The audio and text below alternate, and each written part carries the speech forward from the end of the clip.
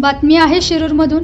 शिरूर नगर परिषद हद्दीतील professor colony परिसरातील शिरूर नगर परिषदाच्या दवाखाना आवारात असणाऱ्या पाण्याच्या टाकीमधून दिवसाढवळ्या कुणीतरी पाणी चोरून नेत असल्याचे व तेही चक्क आकडा टाकून चोरतानाचे चित्रीकरण मनसेचे संदीप कडेकर व काही सुजाण नागरिकांनी महावितरणाकडे तक्रार केल्या होत्या।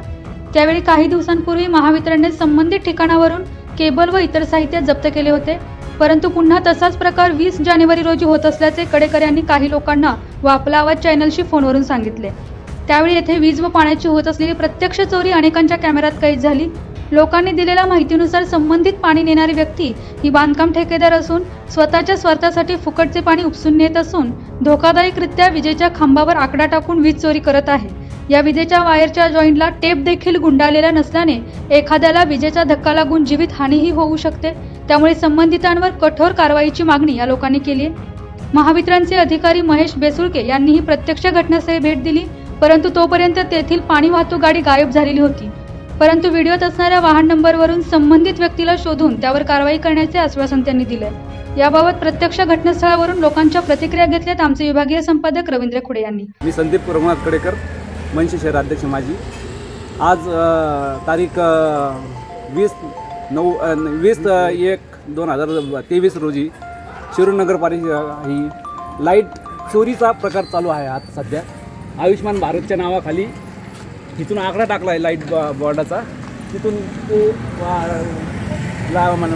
पाण्याची मोटर चालू करून लाईट चोरी करतात ते, आणि तोच वापर आतल्या बिल्डिंगला तयार करतात ते। यांच्यावर मी ह्याबाबत मी लाईट बोर्डाचा अधिकारी श्री बेसुळके साहेब यांच्या कानावर बी सदर कल्पना घातली आहे। आणि सदरचे वायरमनला बी श्री सानप हे किती दिवसापासून चाललंय सगळं? हे पूर्वीपासून चालू आहे। याचं लाईट बिल आता कुठं पडतंय? रीडिंग पडतंय का? रीडिंग मीटरच नाही तर रीडिंग पडायचा प्रश्नच येत नाही। डायरेक्ट आकडे आहेत का? डायरेक्ट आकडा आहे। ही चोरी आहे। याबाबत मी वायरमन या स्थानिक वायरमन श्री सानप व श्री कल्पेश जाधव यांच्या कानावर घातली, पण त्यांनी बी माझ्या हद्दीत येत नाही असं टोलाटोलीचे उत्तर दिले।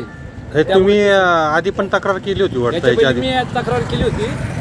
त्यावेळेस सानप येऊन त्यांनी आपली लाईटीचं वायर जप्त करून निघून गेले। ठेकेदार आता कुठे गाडी भरते ती काय पाण्याची? ते पाणी का भरते ते? कोणती गाडी कशासाठी चालवली?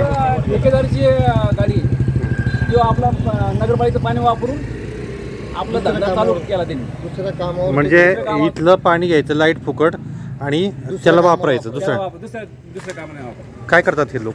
हे दुसरं काम यांनी घेतलेलं आहे। यातलं इथून फुकट लाईटीचा वापर करतात।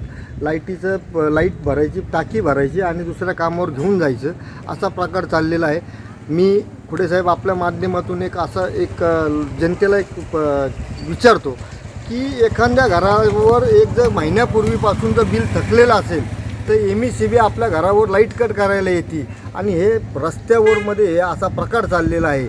हे MECBला कितपत योग्य आहे याचा खुलासा MECBने करावा आणि याच्यावर तात्काळ कारवाई करावी, ही माझी मागणी। मी फिरोज सय्यद, बहुजन मुक्ती पार्टी तालुका अध्यक्ष।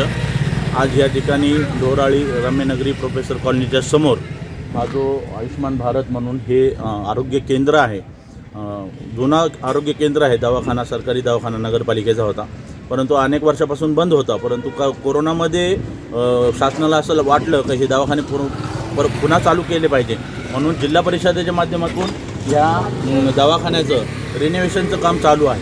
म्हणजे हे परत दवाखाने चालू करण्याचं काम जिल्हा परिषद त्यांच्या निधीतून करत आहे, आणि ते रिनोव्हेशन काम करण्यासाठी जो ठेकेदार नियुक्त केलेला आहे, मग ह्याच्यामध्ये नगरपालिका, पंचायत समिती, जिल्हा परिषद यांच्या देखरेखीखाली, यांच्या अधिकाराखाली हे काम चालू आहे रिनोव्हेशनचं।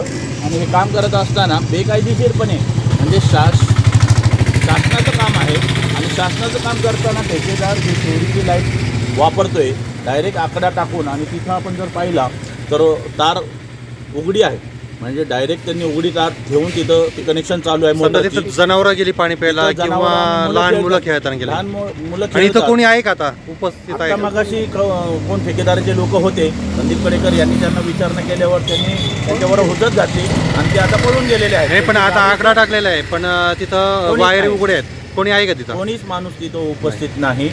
प्लस ते गाडी ते टाकी भरायला लावलेली आहे ती छोटा हत्ती, आणि अधिकाऱ्यांना पण फोन केला आहे, परंतु अधिकारी यायला इथं तयार नाही, त्यांना वेळ नाही असं म्हणतात.